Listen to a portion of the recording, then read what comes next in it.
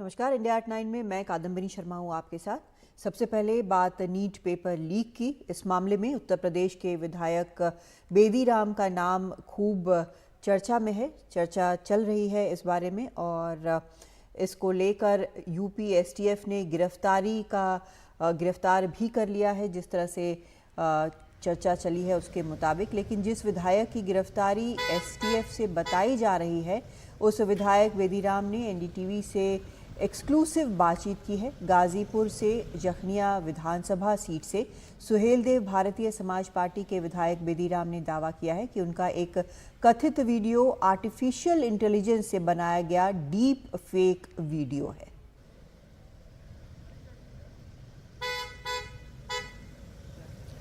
देश भर में पेपर लीक का मुद्दा गरमाया हुआ है और इसी बीच में उत्तर प्रदेश के एक विधायक हैं जिनको लेकर खूब चर्चा है। एक वीडियो वायरल हुआ और कथित तौर पे विधायक जी खुद को पेपर लीक में इन्वॉल्व बताते रहे।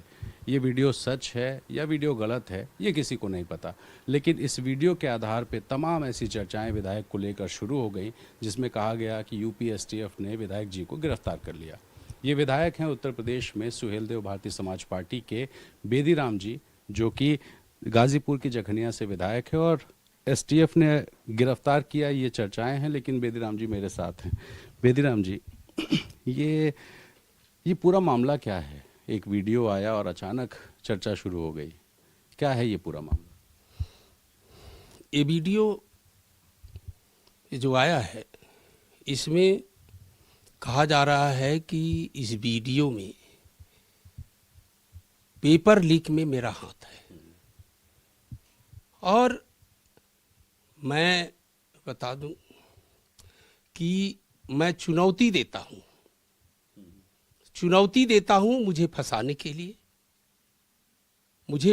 के लिए ये एआई तकनीक से डीप वीडियो चलाया जा रहा है।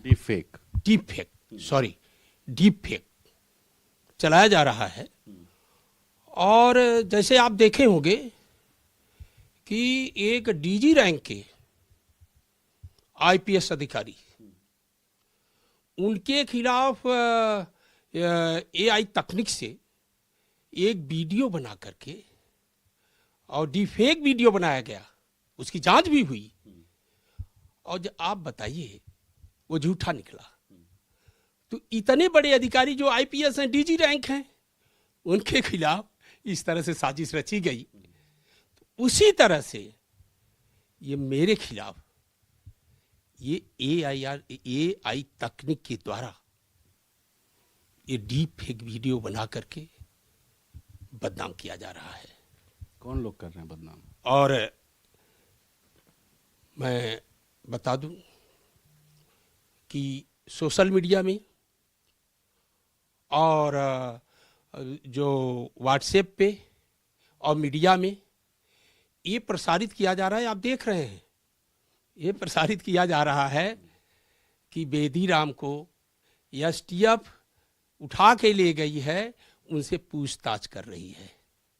और कब से पूछताछ कर रही है? 27 से आज 29 है,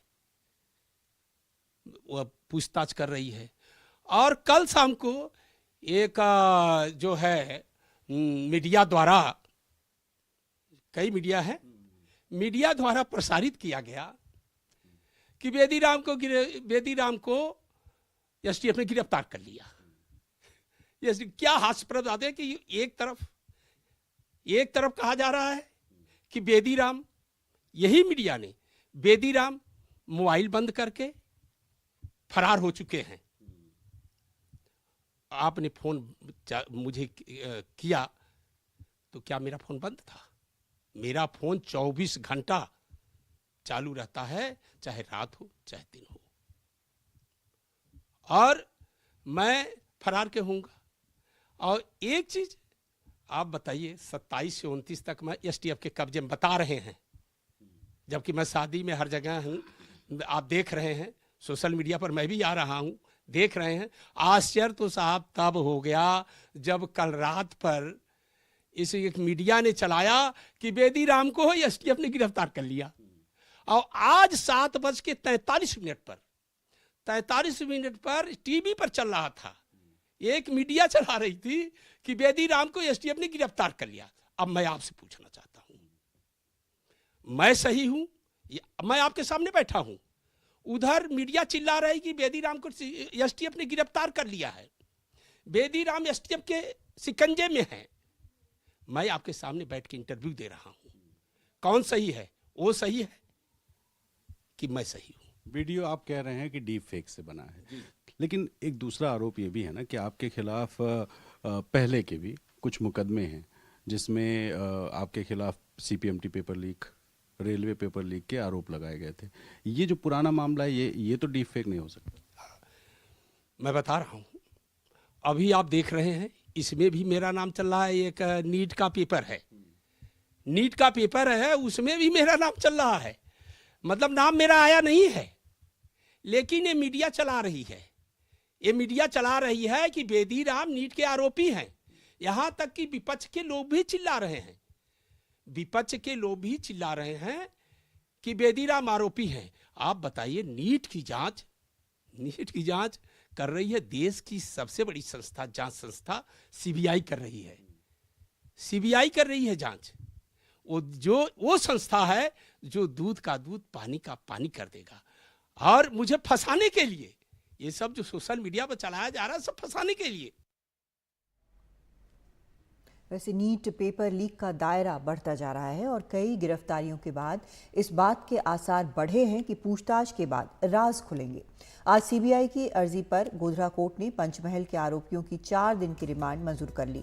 आरोपी तुषार भट्ट, विभोर आनंद, आरिफ वोरा और पुरुषोत्तम शर्मा को 4 दिन की कस्टडी में भेज दिया गया है।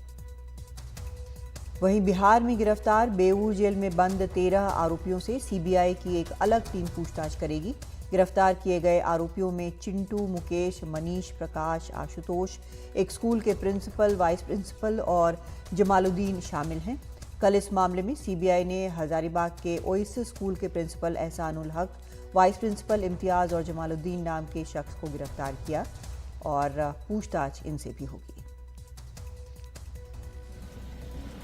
जी, नीट पेपर लीक घोटाले में सीबीआई ने जो 3 गिरफ्तारियां की हैं वो हजारीबाग से की गई हैं और उसमें एक प्रिंसिपल है एहसानुल हक हैं जो कि वहाँ के प्रिंसिपल हैं ओएसिस स्कूल के, वहाँ के वाइस प्रिंसिपल हैं, और एक वहाँ के स्थानीय पत्रकार हैं जो कि एक बड़े अखबार के मार्केटिंग से जुड़े हुए थे। उन्हें भी गिरफ्तार किया गया है। माना जाता है कि उनका प्रिंसिपल के साथ नज़दीकी संबंध था। ये जो स्कूल है ये रडार में आया, ये स्कैनर के नीचे आया, इसलिए कि यहाँ पे जो परीक्षा हुई थी उसमें प्रश्न पत्र जो एनटीए ने जो यहाँ जारी किए थे उसी में से, उसी सीरियल नंबर का एक प्रश्न पत्र पटना में छात्रों के पास से बरामद हुआ अर्धजली अवस्था में। तो जब ये ईओयू को, इकोनॉमिक ऑफेंस विंग को ये जब मिला तो उसके बाद से इस पर गहन छानबीन के बाद जो इकोनॉमिक ऑफेंस विंग है बिहार पुलिस की वो पहुँची हजारीबाग और तब से ये मामले की छानबीन की जा रही है। और ये जो ओएसिस स्कूल है हजारीबाग का, वहाँ पे लगातार इसकी तफ्तीश हो रही है। साथ में जो ब्लू डार्ट कुरियर है हजारीबाग में, वहाँ पे भी उनके 2 मैनेजर्स के साथ अभी पूछताछ कर रही है सीबीआई। लगातार उनसे पूछताछ करके इसमें और डिटेल पता करने की कोशिश कर रही है। हालांकि जो कुरियर के मैनेजर हैं वो अभी तक अरेस्ट नहीं हुए हैं, उनकी गिरफ्तारी नहीं हुई है, लेकिन जो स्कूल के प्रिंसिपल हैं, वाइस प्रिंसिपल हैं और साथ में जो पत्रकार हैं, उन तीनों की गिरफ्तारी हो गई। तो कुल मिला के 7 गिरफ्तारियाँ किया है सीबीआई ने अभी इस मामले में। ताज़ा 13 गिरफ्तारियाँ पहले से थी। जो गिरफ्तार लोग हैं उन्हें पटना ले गया गया है और वहाँ पे सीबीआई उनके साथ पूछताछ कर रही है। और जो बेऊर जेल में 13 लोग गिरफ्तार थे जो पहले से वहाँ बंद थे, इकोनॉमिक ऑफेंस विंग जो पटना बिहार पुलिस की है उसने जो उन्हें रखा हुआ था वहाँ पे, उनसे आज सीबीआई की टीम ने पूछताछ की है वहाँ पे और पूछताछ करके इस पूरे मामले की तह में जाने की कोशिश कर रही है। जो ब्लू डार्ट कुरियर है हजारीबाग का, जिसने इस क्वेश्चन पेपर को ट्रांसपोर्ट किया था, उसके मैनेजर्स के साथ भी पूछताछ हो रही है। वो सीबीआई के साथ हैं अभी, हालांकि उनकी आधिकारिक रूप से अभी तक गिरफ्तारी नहीं की गई है। और रुक करते हैं कुछ और खबरों का। झारखंड के पूर्व मुख्यमंत्री हेमंत सोरेन कल रिहा हो गए हैं। आज रांची में हेमंत सोरेन के घर के बाहर सैकड़ों की संख्या में उनकी पार्टी झारखंड मुक्ति मोर्चा के कार्यकर्ता और समर्थक पहुंचे। अपने घर से सोरेन रांची के बिरसा मुंडा चौक के लिए निकले। वहां उन्होंने बिरसा मुंडा की मूर्ति पर माला चढ़ाई। सोरेन ने बिरसा मुंडा को श्रद्धासुमन अर्पित करने से पहले अपने आवास के पास बारिश के बीच कार्यकर्ताओं को संबोधित भी किया। उन्होंने कहा कि केंद्र सरकार के खिलाफ कोई भी खड़ा न हो पाए, इसकी जुगत भिड़ाई जा रही है। उसी का परिणाम है कि आज दिल्ली के मुख्यमंत्री जेल में बंद हैं। सोरेन करीब 150 दिन बाद रिहा हुए हैं। हाईकोर्ट ने उन्हें 50-50 हज़ार के 2 निजी मुचलकों पर जमानत दी है। सोरेन को 31 जनवरी को कथित जमीन घोटाले से जुड़े मनी लॉन्ड्रिंग केस में गिरफ्तार किया गया था, लेकिन कोर्ट ने अब उन्हें रिहा कर दिया है।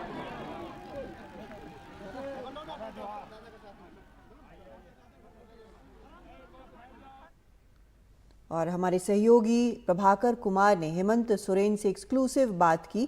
जेल से छूटने के बाद ये उनका पहला इंटरव्यू है। आइए देखते हैं क्या कहना है झारखंड के पूर्व सीएम का। हेमंत जी, बहुत बहुत बधाई आपको। आप बहुत कठिन लड़ाई लड़के आ रहे हैं। आगे की जो लड़ाई है वो कितनी कठिन है? एक लड़ाई तो आपने जीत ली। देखिए, हमारे पार्टी के अगुआ नेताओं ने, हमारे दिसों गुरु शिबू सोरेन जी ने, कई नेताओं ने इससे भी कठिन लड़ाई लड़ी है। उसके सामने तो ये कुछ भी नहीं है। हाँ, ये जरूर है कि अभी थोड़ा ये लड़ाई कॉस्मो हो गया है और उसमें अब हम लोग फ्रंट लाइनर में हैं और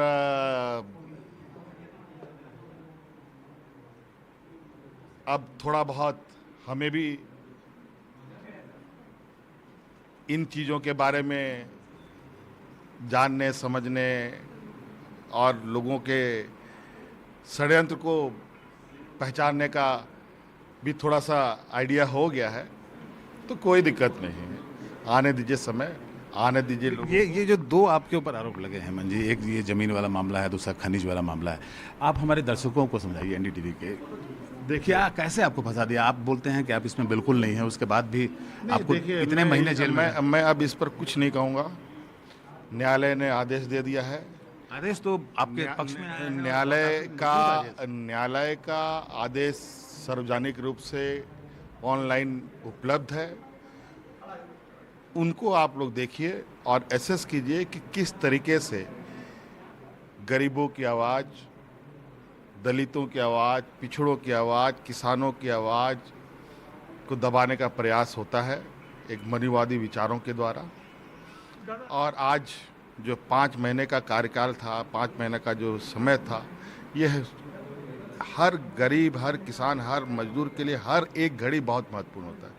हर एक घंटा, हर एक पल बहुत महत्वपूर्ण होता है। आपके यहाँ चुनाव में अभी वक्त बहुत कम बचा है, तो हेमंत सोरेन क्या वापस मुख्यमंत्री के तौर पे हम देखेंगे उनको, कि अब चुनाव की तैयारी करेंगे, पार्टी की जिम्मेदारी संभालेंगे? देखिए, ये सारी बातें संगठनिक है, ये सारी बातें पार्टी के हित की बात है। अभी मैं उस विषय पर तो अभी तो कल ही आया हूँ और आज लोग का जो अभिवादन है, स्वागत है, उसी पर अभी मैं इन्हीं को देख रहा हूँ।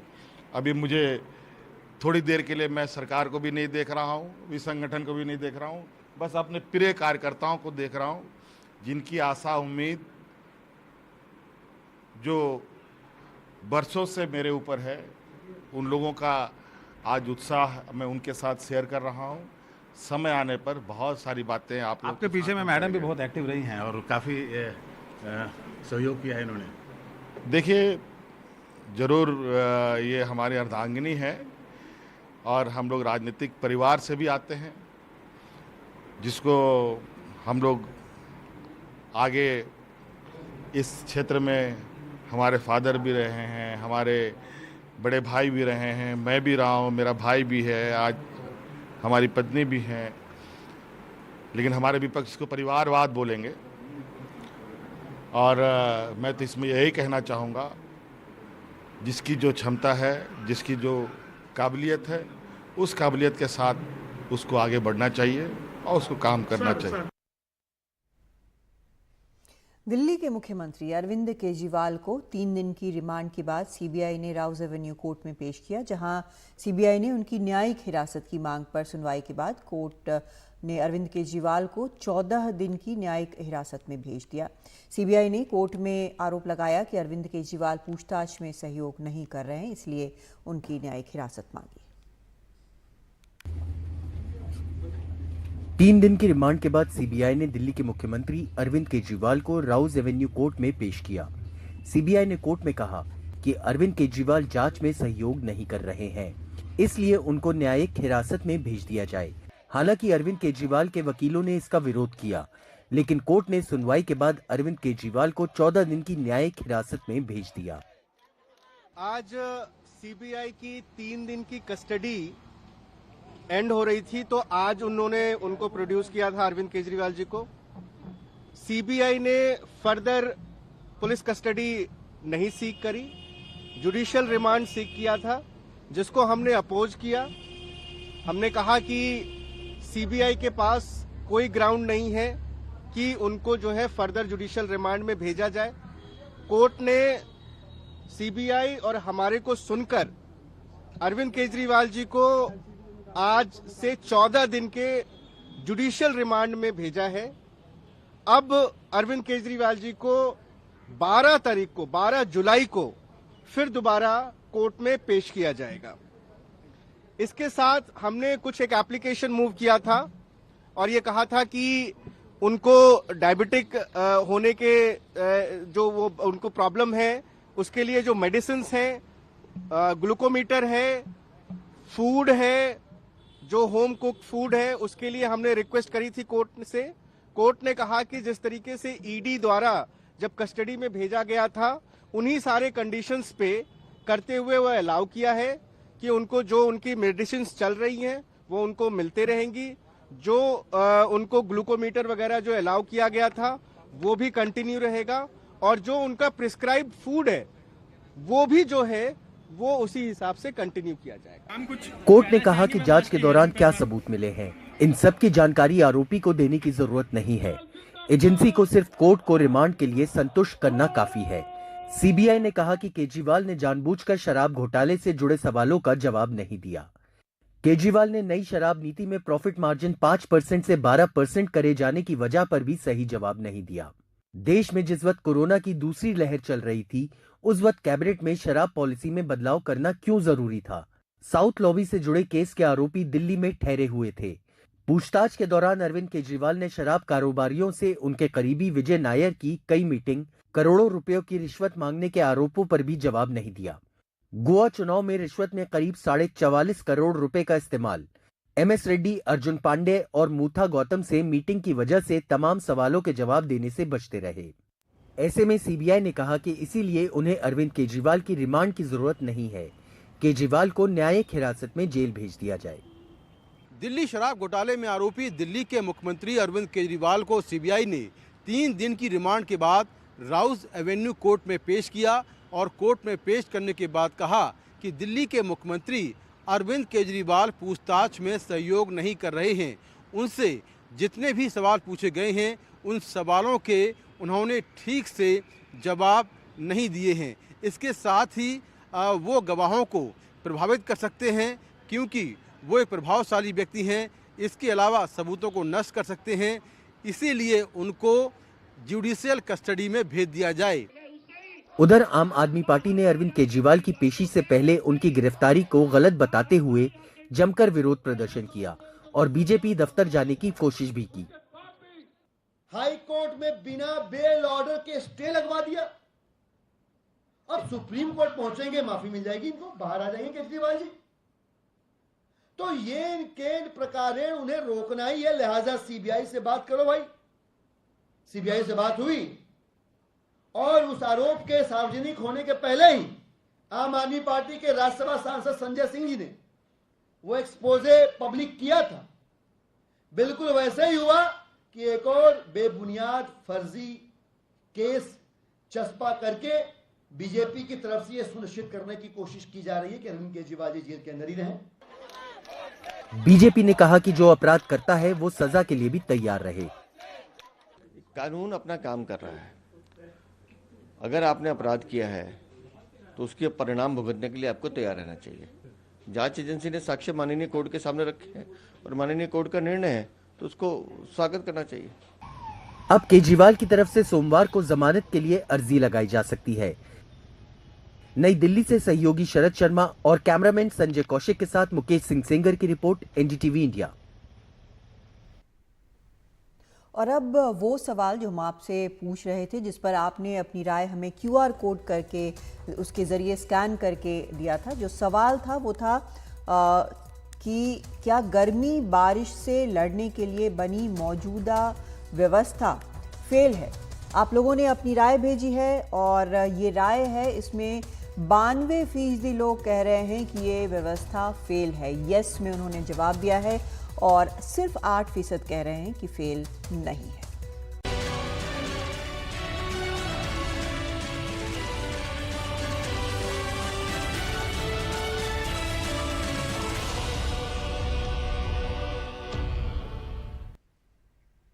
जेडीयू ने एक बार फिर बिहार के लिए विशेष राज्य के दर्जे की मांग की है। हालांकि इस बार उसमें विशेष पैकेज का भी जिक्र करके अपना रुख नरम कर दिया।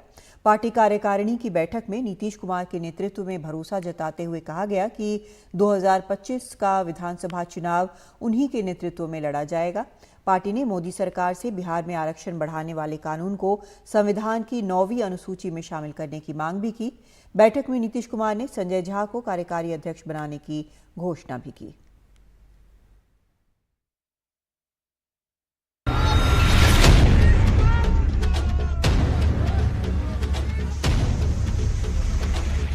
एनडीए में बीजेपी के सहयोगी जेडीयू की आज दिल्ली में राष्ट्रीय कार्यकारिणी की बैठक हुई। बैठक की अध्यक्षता पार्टी अध्यक्ष और बिहार के मुख्यमंत्री नीतीश कुमार ने की। बैठक में नीतीश कुमार के नेतृत्व में भरोसा जताया गया। घोषणा की गई कि 2025 का चुनाव नीतीश कुमार के नेतृत्व में ही लड़ा जाएगा। उन्होंने राष्ट्रीय कार्यकारिणी के सामने घोषणा की है, अब वो सदैव के लिए इसी गठबंधन का हिस्सा रहेंगे, दैट इज एनडीए। दाएं बाएं जाने का, आप चाहे कुछ भी लिखते रहो, दाएं बाएं जाने का हमारा प्रश्न ही पैदा नहीं होगा। पार्टी का ये बयान महत्वपूर्ण है क्योंकि हाल ही में भाजपा नेता अश्विनी चौबे ने ये कहकर एक विवाद खड़ा कर दिया था कि बिहार का अगला मुख्यमंत्री बीजेपी का होना चाहिए। आज की बैठक में नीतीश कुमार ने अपने करीबी और राज्यसभा सांसद संजय झा को पार्टी का कार्यकारी अध्यक्ष बनाने का ऐलान किया। झा ने कहा कि नीतीश कुमार ही एनडीए के सर्वमान्य नेता हैं। नीतीश कुमार क्या डे टू डे फंक्शन, जो पार्टी का फंक्शन है, उसमें उनकी भूमिका कम होगी क्या? ये माना जाए कम होगी, तो सर्वमान्य नेता है हम लोगों की जी। बिहार सरकार भी चला रहे हैं और पार्टी के फंक्शनिंग को भी मॉनिटर करते हैं। अन्य स्टेट में जाना पड़ता है क्योंकि इनका इन्वॉल्वमेंट तो रहेगा ही, उनके भरोसे पार्टी चल रही है। कार्यकारिणी की बैठक में 2 प्रस्ताव पारित किए गए, जिनमें राजनीतिक प्रस्ताव भी शामिल है। राजनीतिक प्रस्ताव में पार्टी की तरफ से 3 बड़ी मांग की गई है। बिहार को विशेष राज्य का दर्जा या विशेष पैकेज दिया जाए।